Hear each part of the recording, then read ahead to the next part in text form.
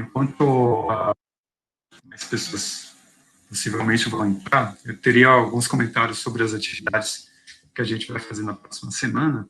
Então, vou iniciar, né, vou mudar um pouco a programação que eu havia originalmente pensado, e vou finalizar, então, aquela prática com silício, né, e, em seguida, vou comentar sobre as atividades que a gente vai estar realizando na próxima semana, com a parte do Wikipedia, e, em sequência, né, a gente faz a parte do alumínio e o caso que vai ser usado para o estudo, né, para o relatório dessa atividade, né, do laboratório 6.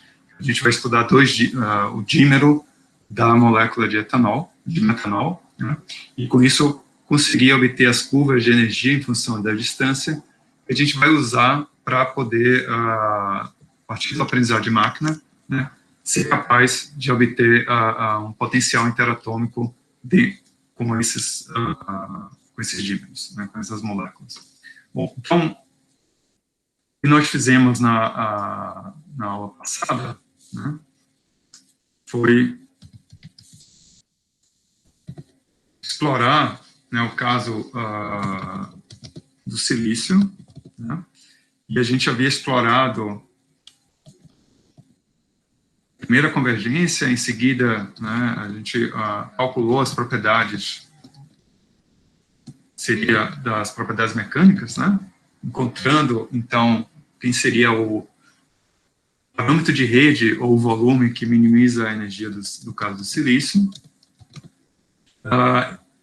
Depois disso, uma vez que a gente obteve essa informação, a gente acabou fazendo o cálculo da estrutura de bandas, né, da estrutura das propriedades eletrônicas, mas ainda assim ficou faltando alguns pontos para a gente estar discutindo aqui, né.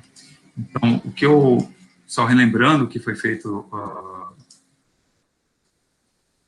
no final da aula passada, foi que nós determinamos, né, duas propriedades duas informações importantes no caso do silício, que seriam, primeiro, né, a própria estrutura de bandas, né, a gente tem aquele aspecto onde aqui é o nível de Fermi, né, a gente colocou o nível de Fermi no zero, portanto você tem as bandas de valência, e aqui em cima as bandas de condução, você tem um gap indireto, né, então o gama foi escolhido, e além dessa informação, a gente também calculou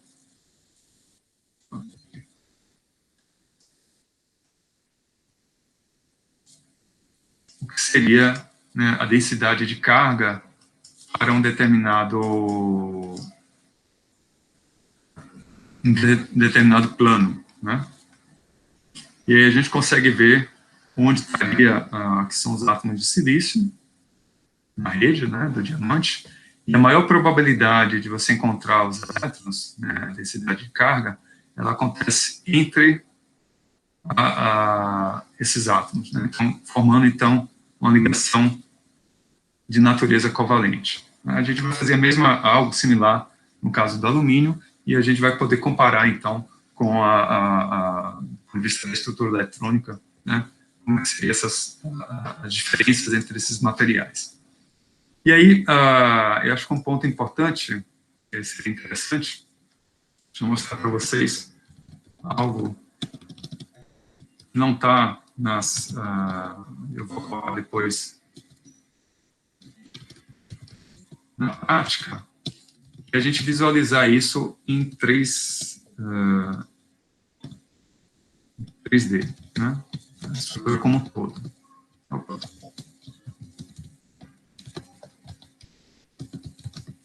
Então, o que foi feito? Até aquele momento, a gente tinha feito um pós-processamento. Então, os passos aqui foi, primeiro, obter as ondas planas, que, de alguma forma, está minimizando aquela estrutura eletrônica, fazer um cálculo autoconsistente. Depois de fazer um cálculo não autoconsistente, né, mas obtendo as informações sobre as bandas, foi isso que foi feito.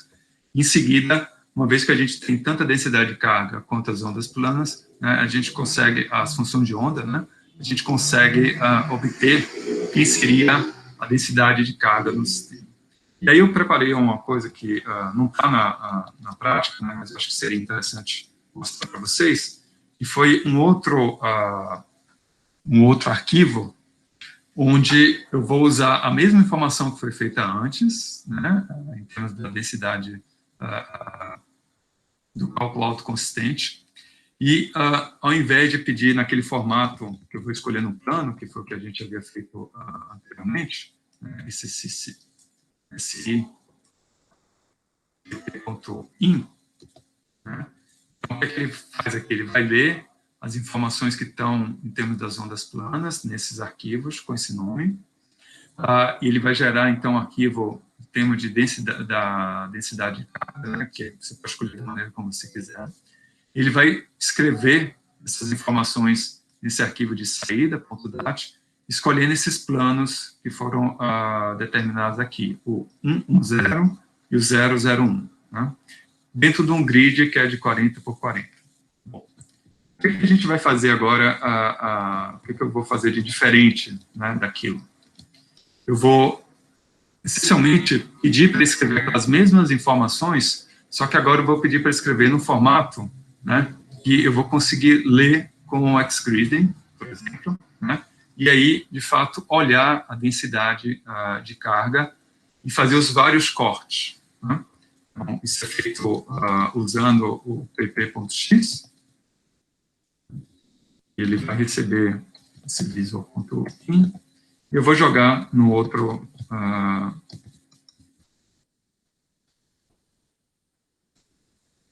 Então, aqui, ele vai só demorar um pouquinho mais, porque eu pedi para ter um maior número de pontos, caso, então você tem uma maior densidade desses pontos, né? E ele vai estar fazendo um pós-processamento, então é diferente a saída, né, do que a gente tinha feito anteriormente com o cálculo autoconsistente, né? E, essencialmente, ele vai gerar como saída um arquivo que pode ser lido pelo XGriding, né? Bom, então, qual que é a grande motivação para isso? Agora eu vou olhar no XGriding, né, que é nosso um arquivo de um software de visualização, né, onde, ao invés de estar olhando os inputs do quanto expresso, eu vou olhar uma estrutura, então vou entrar nesse Open Structure, e vou abrir um arquivo que é do tipo XGriding, que foi o que eu acabei de gerar, né. Então, escolhendo, então, esse arquivo, seria nesse formato, né, SI,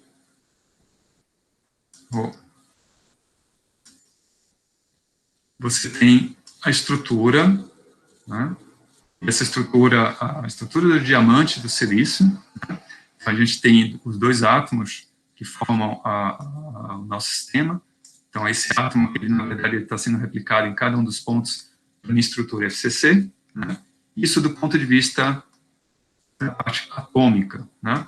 Bom, agora o que é que eu vou querer fazer? Eu quero que, múltiplas vezes, o Lauro estava curioso de ver, eu quero olhar a densidade de carga nesse sistema, né? Então, como é que o Express e o XGriding faz isso, né? A gente tem uma ferramenta, aqui em Ferramentas, o Tools, né?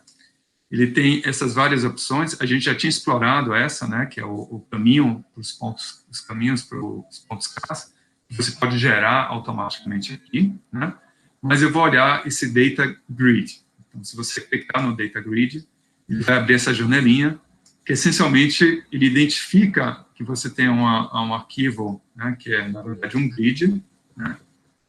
Você pode escolher fazer, multiplicar para um determinado fator, eu vou manter esse mesmo fator, que é 1, né? E você simplesmente dá um OK. Quando a gente dá um OK, ele vai abrir uma outra janela, essa janela aqui que envolve você ter a isosuperfície e alguns planos que você pode escolher para estar visualizando, né? Então, eu vou começar trabalhando com a isosuperfície, né? Então, ele identifica aqui dentro da minha isosuperfície, o que seria essa isosuperfície? Vai ser uma curva que, para um determinado valor de carga que eu escolher, ele vai fazer, né, de carga por volume, né, ele vai criar uma curva como uma curva de nível, né? Então, ele identificou que o valor mínimo do meu grid, nesse caso aqui, talvez vocês não estejam conseguindo ver, mas é 0,033, e o valor máximo 0,086. Né? Então, vou pegar um valor intermediário, 0,04, e escolhendo esse valor, a gente submete, né? Ele já desenhou para mim a densidade, a isosuperfície, que representa uma densidade de carga da ordem de 0,04, né, nas unidades aqui de atômicas, né, então, carga por volume. Então, com isso, eu consigo identificar, né, onde está a maior probabilidade de encontrar esses elétrons. Então, vamos pegar um caso mais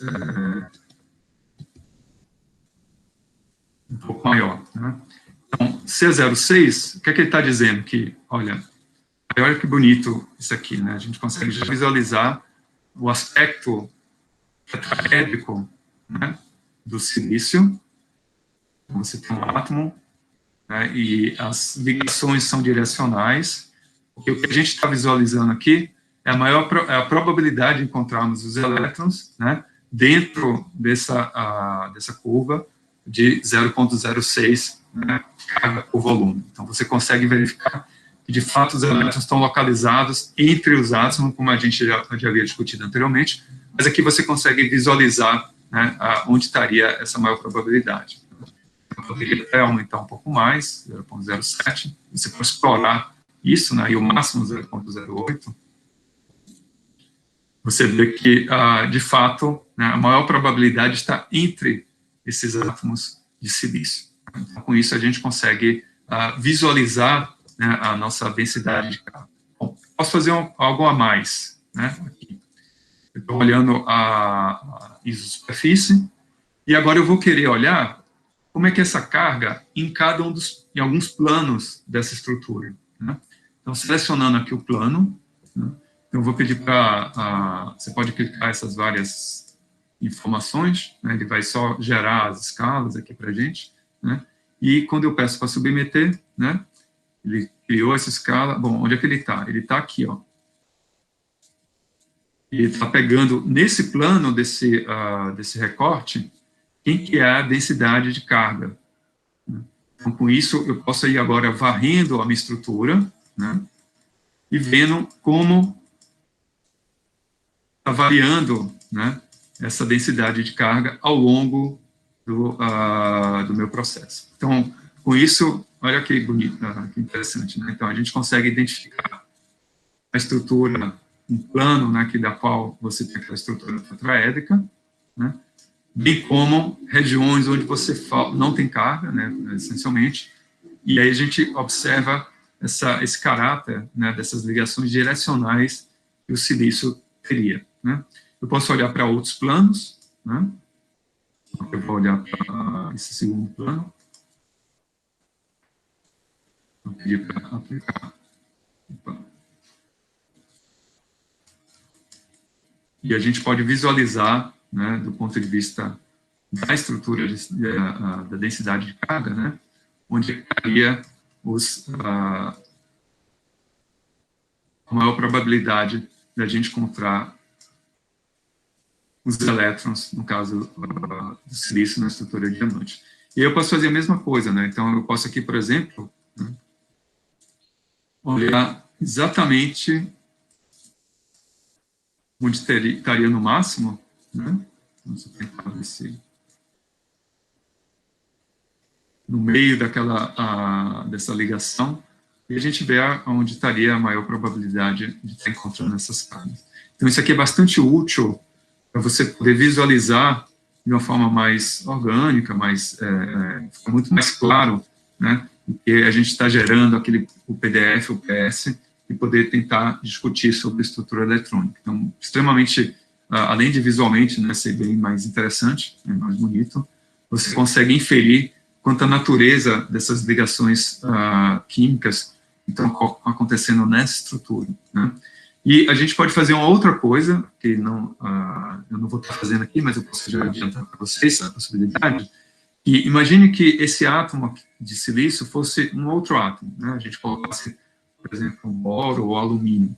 E aí você está doando ou tirando elétrons do sistema.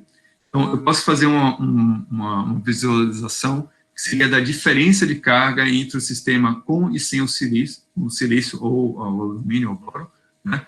E dessa forma, a gente consegue visualizar qual átomo está doando elétron para quem, né? Então, com isso, você tem uma ideia muito mais rica sobre o remanejamento de cargas ou as mudanças, né, de cargas que você teria naquele sistema para poder estar visualizando, né, algum processo catalítico ou mesmo, né, tentar entender melhor se essas ligações ficam mais fortes ou mais fracas, né, apenas visualizando a densidade de carga. Então, o XGridden, ele permite esse tipo de visualização, usando uma saída do Expresso, né? Bem como você poderia também estar utilizando outros códigos de primeiros princípios que, dessa forma, pudesse reproduzir e obter essas informações, né? Bom, então, essa seria uma maneira adicional, né, da gente estar olhando a estrutura eletrônica. E, novamente, você tem aqui no Tools, ele vai gerar o Data Grid, né? E a partir disso, gera essa janela, né, que permite que a gente possa explorar, né, os vários ângulos, né, do sistema. Então, vários recortes que eu poderia fazer, né, dentro dessa estrutura eletrônica, né? Então, é muito útil para poder visualizar, né, o que está acontecendo no nosso material. Então, deixa uma atenção de caso aqui, e de novo, né, pelas curvas de níveis, o que a gente está olhando é a maior probabilidade de encontrar os elétrons entre os átomos de silício, né? Então, essa seria, você pode depois de um filme ou visualizar essas várias formas, né? Bom, mas aí, dando sequência ao que a gente estava montando, ainda falta fazer duas partes da questão do silício, né, e eu vou discutir algumas das atividades que a gente vai fazer na próxima aula, mas que seria, a gente agora, né, vamos querer obter,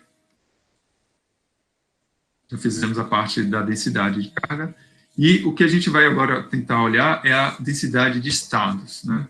Bom, o que vem a ser a densidade de estados? Se eu for olhar novamente, né, aquele arquivo de bandas, né, imagine que eu pegasse e projetasse toda essa informação, né, nesse eixo das energias. Então, eu vou ver alguma coisa acontecendo aqui, vai ter um gap, e depois vou ver alguma coisa acontecendo aqui, né? Então, esse gráfico de densidade de estados, ele vai, densidade eletrônica de estados, eu vou ser bem purista em relação a isso, a gente pode ter também a densidade vibracional de estados. Ele vai me dizer como é que são os estados de valência e também de condução, e se haveria, por exemplo, um gap nesse sistema. Então, é uma maneira da gente ter uma visão global, sem olhar, né, nos vários caminhos, mas todos os estados disponíveis do silício, tá, do ponto de vista eletrônico. Então, para isso, né, a gente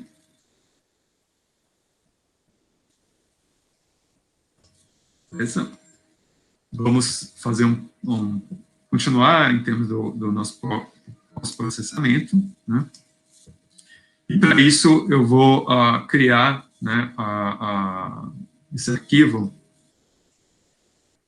de não autoconsistente, né? Eu já tinha criado ele aqui. O que ele tem adicional, né? Ele vai ter como informações adicionais, essencialmente, se eu pegar um diff, e o autoconsistente ou não autoconsistente, a diferença vai ser no tipo de cálculo, né? Aqui na informação pseudo, mas vai ser essencialmente a mesma. Eu vou mudar né, eu teria que mudar para o mesmo valor que eu tinha antes, né, 10,29. Porque nós obtivemos, né, no sentido de anterior, né, seria o parâmetro de rede que minimizava a energia.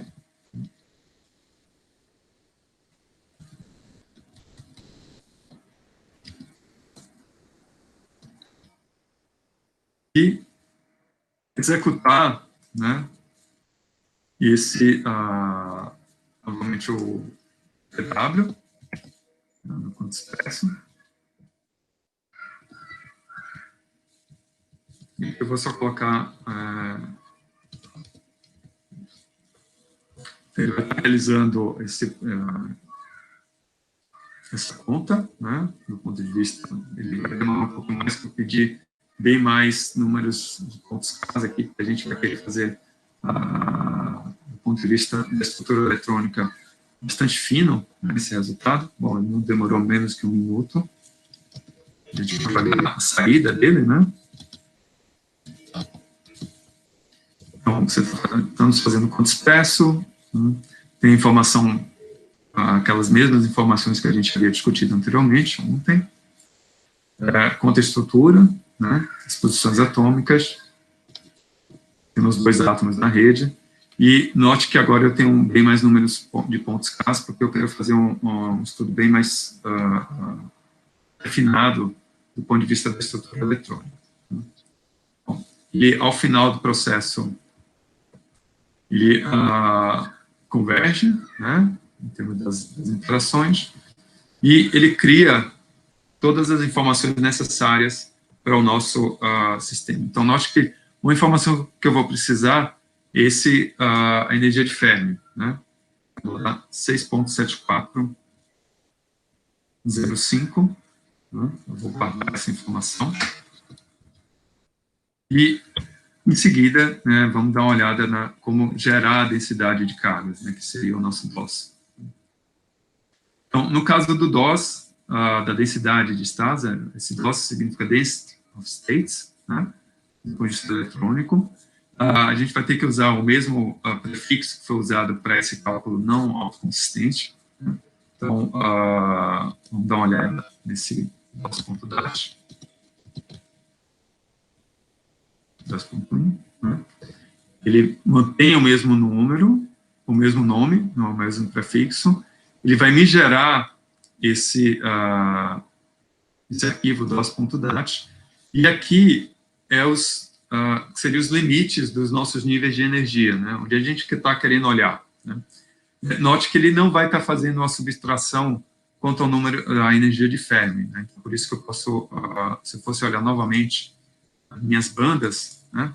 O que é que a gente olhou? A gente olhou desde menos 12 até mais 3, só que o nível de Fermi era em 0, né? Só que a gente obteve que nosso nível de Fermi ele está em 6,74, né? Então, teria que somar todo, por isso, somando 6,74 nesses valores, é como se você tivesse um shift rígido em relação a essas energias, né? Bom, e aqui foi escolhido esse ΔE, ele significa, é como se você estivesse dando uma certa temperatura, né? Seria a nossa distribuição eletrônica com uma certa temperatura. Então, quem seria essa temperatura? Se fosse 300 Kelvin, ela seria algo da ordem de 25 milieletronvolts, né? Você já tem um valor bem pequenininho. Então, vou diminuir um pouco, né? Vamos colocar o que seria equivalente a 0,01. Aí depois a gente vê como é que fica esses valores, né? Bom, eu editei esse arquivo densidade de estados, né? E agora eu vou executar esse pós-processamento. Ele vai me gerar esse arquivo DOS.out, né? Então, ele vai também, ele vai estar fazendo aqui uma continha, né, para esse sistema. Então, ele vai estar olhando as funções de onda, né, a parte do ponto de vista da estrutura eletrônica. E se eu olhar esse DOS.out, né, ele vai criar um grid em termos da densidade de estados, né? E, bom, ele essencialmente está em informação quanto à execução desse tema. E aí ele cria esse DOS.dat, né? Esse aqui, vocês verem. Então ele criou esse arquivo, né?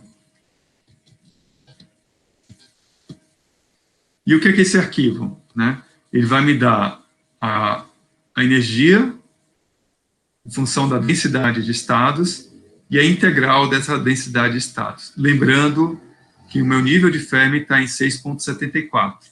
Né?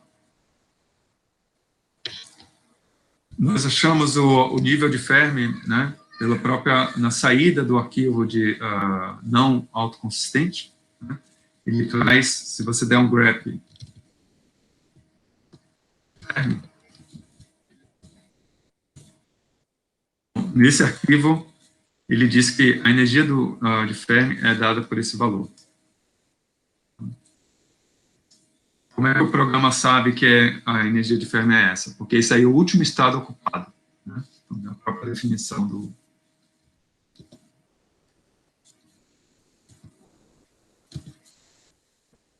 Bom, agora, né, não no último estado ocupado, né, o último estado até onde você teria essa ocupação. Né? Agora eu posso visualizar quem seria a minha densidade de estados. Né? Opa. Ele gerou aquele, vamos fazer um gráfico, vou usar o Grace para isso. Né?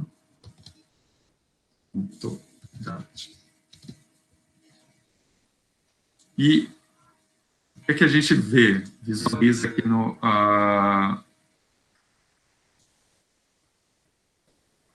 nesse... Não fez nada.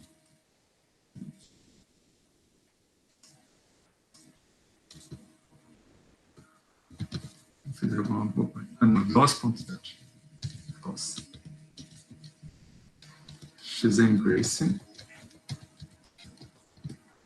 Deixa eu dar um clear aqui. Então, eu tenho o meu DOS.dat. E agora eu vou visualizar, né, esse arquivo. Ele tem 3 colunas, a energia, o DOS, a densidade de estados e a integral. Vou só olhar a energia e a densidade de estados. Né? Vou fazer um gráfico desse sistema. E vou lá. Né? Temos a nossa densidade de estados, né, para o silício. Né? Bom, o que é isso? Imagine que eu rotacione essa figura aí de 90 graus. Né? O que eu estou vendo é a projeção de todos esses pontos nesse eixo. É como se eu projetasse todas as bandas num único eixo. E aqui é o que, de fato, a gente acaba obtendo. Né? Então, foi informado que o nível de Fermi era 6,74. Né? Então, se dá uma olhada mais próxima aqui a essa região, né? Então, se meu nível de Fermi está por aqui, a gente tem, se observa o gap de energia, né? Que é característico do silício. E aí o nível de Fermi está bem no meio desse gap. Né? Então, esse ponto, a gente tem a camada de valência, né? E a partir daqui são os estados de condução. Né? Então, com isso, você consegue, a gente pode fazer até uma coisa interessante aqui, e seria, eu vou tirar, colocar o nível de Fermi no 0,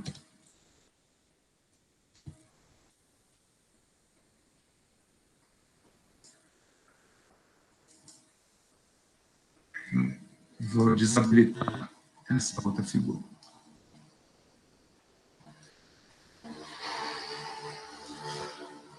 Então, você vê que o nível de Fermi ele acaba caindo, né, no meio do meu gap, e que essa diferença de valores, né, em termos do nível da energia de gap do silício, ele é um indicativo que a gente teria, né, um semicondutor. Né? No caso, em particular, quando a gente for olhar um sistema metálico, a gente não vai ver esse tipo de estrutura. Né? Essencialmente, esses estados eles vão estar completamente, você tem um overlap desses estados eletrônicos. Então, com isso, a gente conseguiu olhar as bandas, né? A densidade de carga, tanto em 3D quanto em um determinado plano, bem como a densidade de estados. Então, você consegue caracterizar completamente, né, as propriedades eletrônicas desses materiais, né, do material a partir do cálculo de primeiros princípios. Né? Então, esse tipo de informação, com a informação nível eletrônico, né, a gente não consegue acessar usando, por exemplo, a dinâmica molecular ou o Monte Carlo, né, porque a informação a nível atômico, não a nível eletrônico. Mas com o cálculo de primeiros princípios, né, a gente tem acesso a essas várias informações. Né? Então, com isso a gente consegue caracterizar, né, completamente, do ponto de vista eletrônico, esses sistemas. Né?